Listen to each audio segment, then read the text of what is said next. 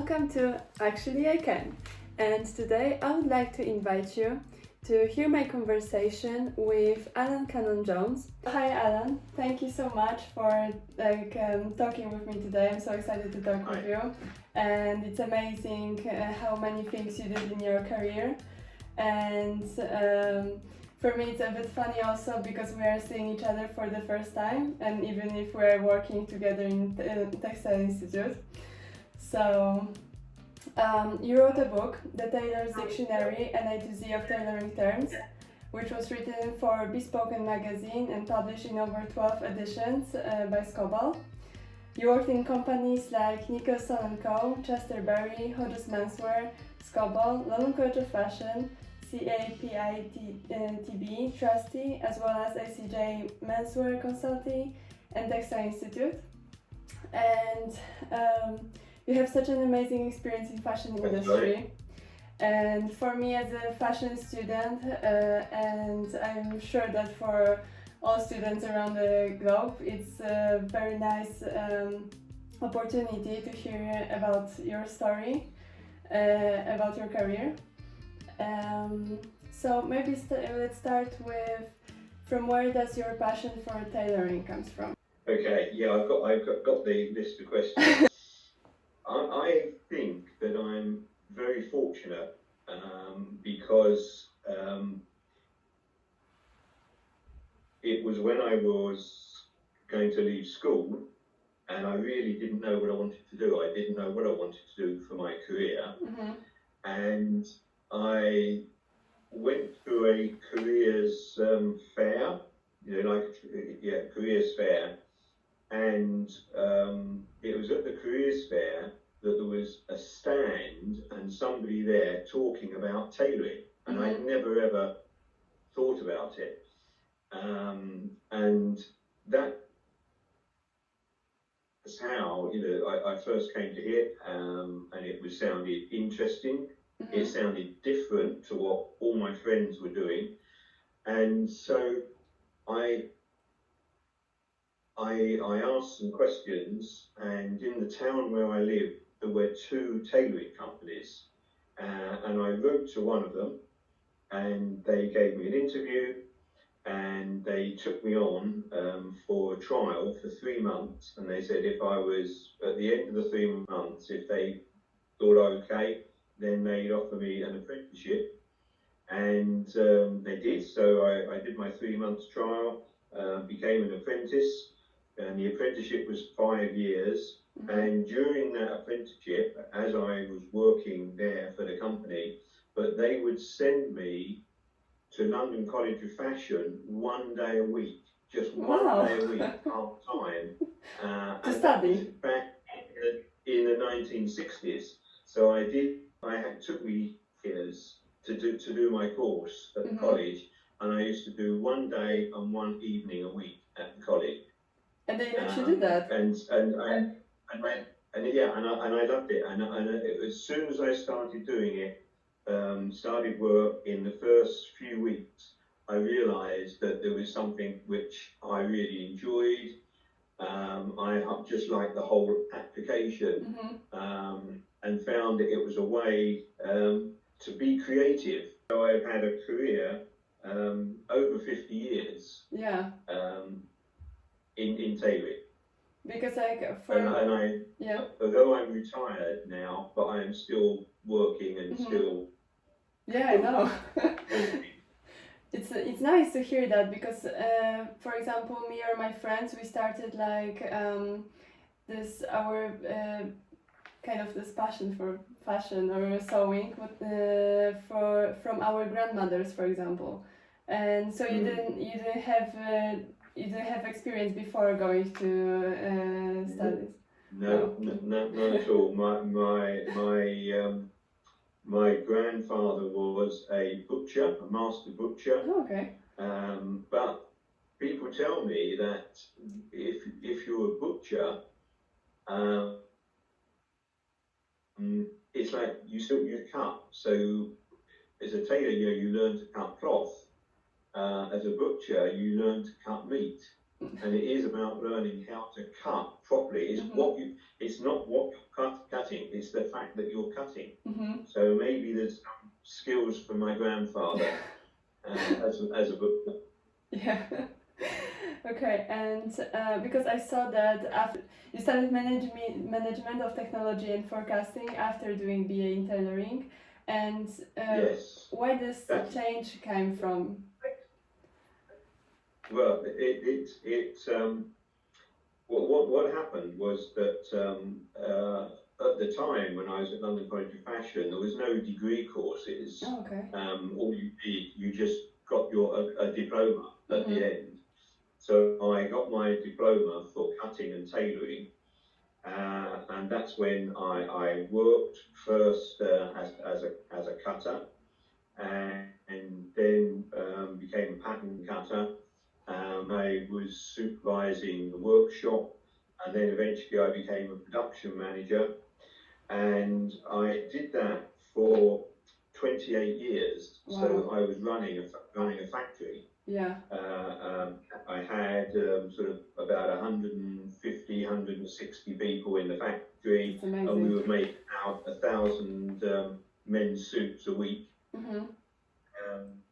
And then what happened was that in the 1980s, a lot of the factories, tailoring factories in the UK, started to close, and the work went offshore. First of all, it went like to Eastern Europe, and then it went to Far East. And so I was in a situation where I could see that the factory I had was going to close, and I wasn't sure what to do. And while I was wondering what to do and looking around, right out of as a surprise, I was approached by London College of Fashion, although I hadn't been at the college for over 20 years. And they approached me and said, would I be interested in teaching? And at first I laughed and I said, no, I'm not a teacher. I'm a tailor and I run a factory. And they said, no, we really would be very interested in you coming teaching at the college.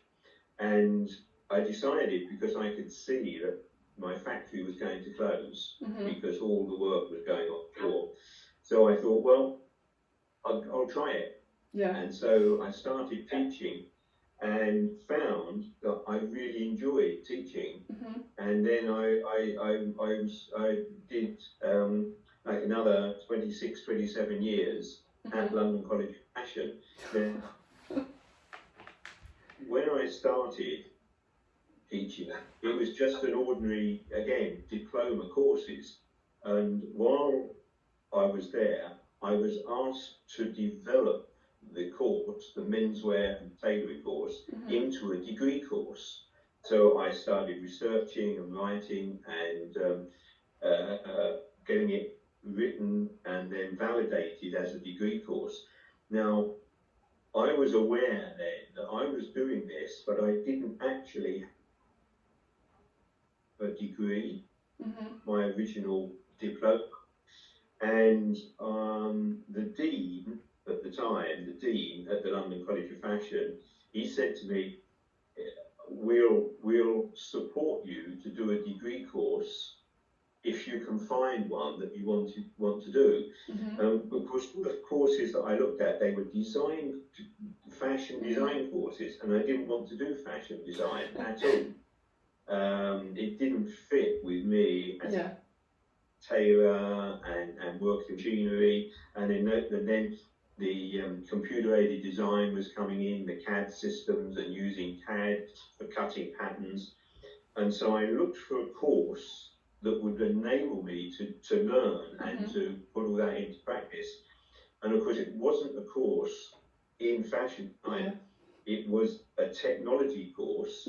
And when I went to apply and I was interviewed, because of my experience, and business, they offered me not to do a BA, they offered me to do a master's.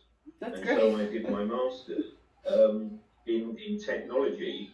and so I incorporated a lot of computer-aided design in there, and I had to have something for the thesis. And I thought at first I was going to do computer-aided design, and then in discussing it with a couple of other students on the course, and these two students actually, they worked for BP Oil, so they weren't anything to do with fashion. Yeah. And they said to me, no, what you should do is not computer-aided design. You should do technology forecasting and forecasting new technologies for the fashion industry. So what does it mean? And so that's what I did. What were you doing on the course? What I came out with is that there was two sides. It really did revolve around computer-aided design, but it was using computer-aided design in order to do sizing and scanning, and then producing patterns and doing all the technical side of tailoring using CAD. And so that's really what the thesis came out about. I had one idea in my forecasting, was that would we see the end sewing thread? So would one day a technology be developed to be able to join pieces of cloth together without using sewing thread? And when I spoke with the manufacturers that produce sewing thread, they said I was crazy, but one of them said to me, I said, you're scary. You're scary, because he said, if anybody managed to do that, he said, our whole industry collapses. That somebody one day may well come up with a way of joining fabric which does involve sewing thread. I've been told that what it would be something like using a liquid polymer to join the fibres together. So I don't know how it would work, but they say it's a possibility that a liquid polymer, but it's in the same way as like when you look at now how 3D printing has developed. 3D printing, that just didn't exist, 20 years ago. But what they have to do in their research, that they've produced, do you know what they call chain mail? So it's like an armour, but sometimes you get a. Oh, I know what you're talking about. That is made. Well, it's possible to digitally print chainmail. Yeah. They've been able to do it, and so they've used it in jewellery, producing jewellery. Yeah. It's not possible now, but one day it could be possible to join fabric like that. Yeah, that would be amazing technology. Yeah. So I like all the technology. I still cut and make suits by hand and hand sew them together. It will be a different type of product. So it probably won't be tailoring as we know it, but it will be another form of clothing product, another way. And the other thing, of course, which has developed is knitting, because with the Shima Seeker machines, they can now knit three-dimensionally. So you can knit a complete garment with no seams in at all. After your experience at university, basically. Dream job. Well, I wanted to say, what do you think is like the most important when you're studying? Like, I think you already kind of went past my question about placement here and if we should have the gaining experience or having the knowledge in another field, because you gain so much of experience even like while studying. Yeah. So what would you say that it's... I think placement is very important. Yeah. Very, very important. It's very important. And I actually think the way things are happening now because of the virus, a lot more things are being done online. A lot of colleges, universities, it's made them wake up that maybe students are not going to be in the classroom. Oh yeah, nowadays, students are going to work, and so I think that really a lot online teaching, and if you're doing the online teaching and learning and doing it in your own time frame, then what you can do, of course, that gives you time to be able to do the work experience, because you're not having, because you're more in control of your time and how you use it. Okay. But no, work experience is so important, and I've known students that through work experience, that's what's led them to their first job. Yeah. Because it leads you to your first job, and it's when you're at college, when you're a student, and your work experience. What is so important, it's meeting people and making contacts. And I can reflect that back over my career, it was the contacts I made in the early and contacts I've made since. It's the contacts that make the jobs happen. And the best jobs are never advertised. Okay. The best jobs. I've applied for jobs, but the best jobs I've had are when somebody has approached me and made me an offer. It's not been a job I've applied for. Okay. Oh, thank you so much for this advice. But do you think like when you're starting making contact, then you should just, for example, ask this person about your work, or just like kind of making friends basically? Yeah. Well, you make friends, but they're. I mean, it's a bit when different. you're working, it's better to work with people you like. I've always said that, because sometimes you have to work with people who you don't like. Yeah, of course. And you just have to get on with it. At the end of the day, I think we work better when we work with people that we like. You have a good atmosphere, a good working atmosphere. People respect each other. I've been in jobs when all they do is shout all the time, and it's not been a good environment. And later in my career, when I started doing consultancy, that was one of the things that I decided that I would only consult with people I liked. And sometimes I would accompany somebody would approach me, I'd go along for a meeting, a discussion with them, and during that meeting, I would just decide I didn't like them. I didn't like them as a person, I didn't like them, what they were doing, I didn't like their ethics. And if I didn't like them, then I never worked for them. And what I used to do is that I didn't turn them down. I used to very politely say, it's very interesting, but it's a big project, and I'm sorry to create. I just don't have time to work with you at the moment. My other clients are That's good answer. more of their time. So I just thank them and say, thank you very much. I just haven't got time to work on a project as big as yours. That's great. Okay, so maybe let's go to the question about, because you were working at LCF, you said about this consultancy and ACJ MENSWEAR, and also now you are working at Textile Institute.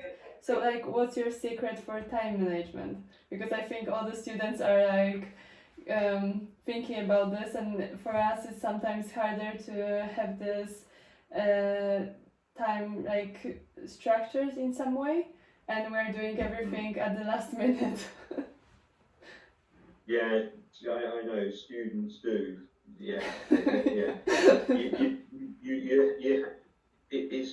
It's not difficult. I mean, it's a discipline. You have to do the discipline, and books, and there's things to read about time management. I'm just trying to think. There's one particular book, and actually, it's not a big book. It's a small book, and I think it's just called Study Skills. Oh, okay. Talks about structuring your day. I mean, an important thing is now, what you have to do is you have to work what is your time zone, because every person has their time zone. Like, some people are really good in the morning, and some people like that. have trouble getting up in the evening, but they're great late at night. and you have to find what is your time zone. Now, fortunately, I'm a good morning person. You know, so I can be up at 6 o'clock in the morning and start work. Yeah, I understand that completely. Straight away. An early morning person is everything is calm and peaceful early in the morning because you know the telephone doesn't ring. And I always say the world gets crazy after 9 o'clock. So between 6 and 9, you can actually do a great deal. You can probably do more than 3 hours work. And it's then during the day it gets crazy. But you have to plan your day. And if you've got other things, have to say, okay, I've got to give so much time to that, but I've got to give, so where am I going to put that time? So you need to, you have plan, but it comes back to all the things I do. So the fact that I'm a director of Capit B, and I chair what's called the Special Interest Group in Tailoring for the Textile Institute. All the things I'm involved in a day are things I enjoy. Yeah. And it's easy to do it and easy to find time. What we don't find the time for is the things we don't enjoy. It's the things you don't want to do. You're always saying, I haven't got time for that. I haven't. And it's really that you don't want to do it. So the thing to do is do things that you enjoy. Yeah. And then you will find time. Basically, yeah. Do you motivate yourself to do your task? Like, I don't know, if you have anything to do for your work nowadays when we have to stay at home, how you keep on track with everything? Because it's like nowadays for students it's so upsetting kind of, and we cannot find our creativity. So that's why I'm asking.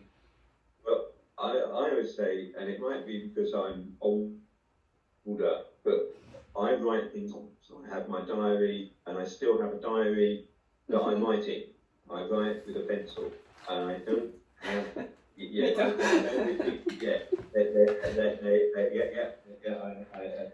got mine. And so many people do it all like on the phone, and then they've got their and it's all electronic, and you've got to go and look it up. Whereas if you've got just see what you've put on the page, and so I think writing things down is good. You can see it, and I can look, and then look in 2 weeks' time and see. And what I do is in the diary I write down, like if I've got to do something, if I've got to, I had to write some reports last week. So the week before, I put in my diary, to write the report, so that I've written it the week before it was required. Yeah. So you have to have that discipline. Yeah.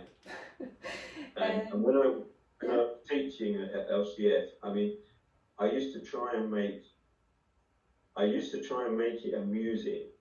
Because I find that with students, if you motivate students so that they're happy, it's no good coming down on the student and being angry with the student, because you've actually got to motivate them. But I was fortunate that the students at London College of Fashion, the students that came to my courses, it was their choice and they wanted to be there. They didn't have to be there. They came because they wanted. And so they were very self-motivated. Yeah. It's good to get motivated by our professors, tutors, but it's nice to have this kind of criticism, but still in a good way, kind of. Which course are you on, and which tutors do you have? So I'm studying fashion design and development, and I'm on second year right now. So I see you as like very successful person, and because lots of people are telling us how to motivate ourselves and how to be okay with not making our goals happen. So what would you say that, how do you see success, and what would be your advice in achieving success? Well, for me, being successful is actually being happy with what you do, because I know people who are successful and making a lot of money, but they're not happy people. To me, there's no point in being successful if you're not happy.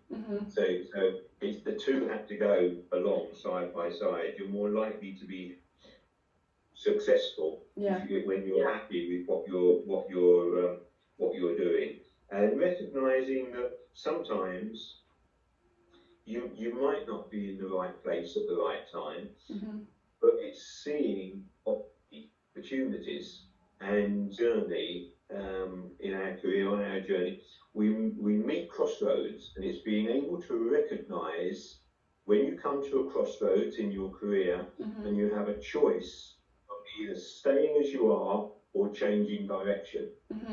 And I always say to students, something was told to me very many years ago, was that if you have an opportunity and you change direction, well, then just change your direction. Just wait for the next opportunity and change direction. And I've been offered jobs, and I've taken a job which looked fantastic, and when I've been into the job 6 months, I realised that it wasn't what I expected. They're not giving me what they promised to give me. And so what you do, you just keep working, doing your best, but look for the next opportunity. And when the next opportunity comes, you change direction again. That's great. And I think that's being successful. I don't measure it I don't measure it financially, because you've got to make enough money to live. But it's about being happy and enjoying what you do. Quotes are very important, especially when I have to motivate myself. So what do you think about this quote that I never dreamed about success, I worked for it? Yeah, I think that's absolutely right. That's absolutely right. You work for it. If you work and you work hard, you do your best. People see you are a serious person. That everything you do is of good quality, and that's when opportunities come along. And it's the opportunities, and then you'll be able to react to the opportunity. It comes from hard work. Nothing comes easy. Always hard work. It doesn't drop out of the sky. You have to work and fight for it. If you work hard for something, you appreciate it even more. It's like if you want to buy something and you have to plan, you have to save your money, you have to save it. If every time you wanted something, somebody gave you the money and you never had to work for it, you wouldn't appreciate what you got. Don't expect it to be given to you. You have to kind of go out there and make it happen by yourself, because no opportunity will come to you. To finish our conversation, could you say 3 advices to students or young people generally that are interested in fashion and they're seeking a job in the fashion industry? Okay, right. The first thing is, and the most important thing, people are always going to wear clothes. So there's always going to be an industry. It's always going to be there. Because when people are going to wear clothes, remember that. It's not something that's going to disappear. But what you've got to do is be prepared to change. So now women's wear and men's wear are very, very different. Very, very different. Because women's wear changes every season. Every season there is something new. Catwalks and everything. And I know you sometimes get some trans-seasonal things, but every season the women's industry has a revolution. Every season it's going to be different. It's going to be change. There's different silhouettes. Now menswear is not like that. Menswear is a very gradual progression. So if you look at men, there's not huge changes from season to season. Yeah. I've got dragged into doing women's wear because one of my consultancies, I worked with a designer called John Rocha. I don't know if you've heard of John Rocha. I think so, yeah. Well, I worked with John for more than 12 years. And then John has also retired as well. He asked me to work with his daughter, Simone Rocha. Yeah. So I also work with Simone Rocha, but I only cut for her tailoring pieces. So I don't do all the crazy dresses and embroidery. I just do the tailoring pieces. It amazes me what she does because I just produce a good coat and then she takes it and she puts all this embellishment and embroidery on it. It's but I like that we're seeing a lot of small companies, SMEs, medium companies starting up again, and knitwear is fantastic opportunity for small companies where you just have 2 or 3 people. Yeah. And in fact, I think that the recovery of the fashion industry is going to be through lots of small companies. I don't think we're going to see big companies like Marks & Spencer, I think, are going out. I think they're definitely in decline. What we're going to see, many more small companies producing really interesting fashion. And I think and that's what if you look at what's coming through from Scandinavia, there's very strong design work from Scandinavia. Most of those companies in Scandinavia are less than 10 people in the company. Yeah, but we will see. So I think he is working with small companies. But we will see after coronavirus what will happen, to be honest. But when you first graduate, when you go out for your first job, and you need to go to a company that it may not be exactly the job you want, but by getting a job in a company, it gets you into the right environment. So you learn from the whole environment that you're in. And the thing to do is, in your early days, let's say in your first 4 or 5 years of work, that's when you probably are going to make the mistakes. So it's better to make mistakes when it's paying you. Yeah, you gotta learn your mistakes. You learn so that when you go on and you're working for yourself, you've learned. Don't make mistakes. So. Okay, I think I asked you everything that I wanted to know, really. So thank you so much for talking to me. It was a pleasure, and thank you for finding the time for our conversation. Okay, it's good. It's good to chat with you, and maybe next when college is up and running again. I don't know. Maybe I'll see you in college. So what's good? The Textile Institute meetings we meet, or we're not at the moment because of the closure. But the Textile Institute meetings there's usually one each month at John Prince's Street. Yeah. And they're worth going to. They're quite interesting. They're free for you as a student. But the most important thing at those meetings is that you will meet people. And you meet people. You'll meet people from the industry. And that's where you're more likely to find your job. Not answering an advert. Yeah. You'll find your job within a network of people. So going to things like Textile Institute is very important. But you're talking about our meetings with other. You're talking about our meetings with other people, or about the events that we are making? Yes. Yeah. There were both. Yeah. Both. But the Textile Institute, as I say, the one I did in November was all about women in tailoring. Yeah. and it was a very successful evening. So I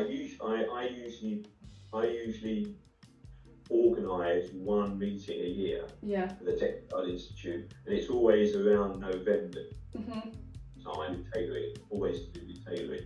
Well, I hope I can. But anyway, lovely to speak to you. Yeah, lovely to speak to you too, and finally meet you. Okay.